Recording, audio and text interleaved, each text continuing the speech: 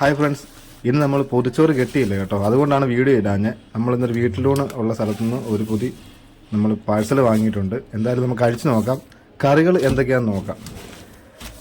ഇതിൻ്റെ കൂടെ നമ്മൾ സ്പെഷ്യലായിട്ട് മേടിച്ചിരിക്കുന്നത് മുട്ട വറുത്തതുമുണ്ട്, കൊഴുവ വറുത്തതുമുണ്ട്. ആഹാ, കൊള്ളാം, നല്ല കറികളാണെന്ന് തോന്നുന്നത്. ചെറുപയറുണ്ട്, മാങ്ങാക്കറിയുണ്ട്, സാലഡുണ്ട്. പിന്നെ നമുക്ക് മുട്ട വറുത്ത് നമുക്ക് എന്തായാലും ആദ്യം ഇതിലോട്ടിടാം.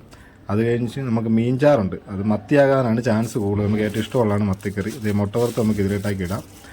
ഇനി അതിന് ശേഷം നമ്മൾ മത്തി ആയിരിക്കാം, കാര്യം നമുക്ക് ഇഷ്ടമുള്ളതാണ് മത്തിക്കറി. അതുകൊണ്ട് മത്തിയുടെ കറി ആയിരിക്കാനാണ് ചാൻസ് കൂടുതൽ.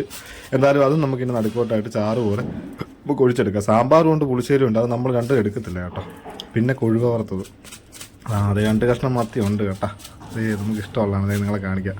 മത്തി 2 ചെറിയ കഷ്ണം നമുക്ക് ഇഷ്ടമുള്ളതാണ് കേട്ടോ. അടുത്തായിട്ട് കൊഴുവ വറുത്തെടുക്കുക.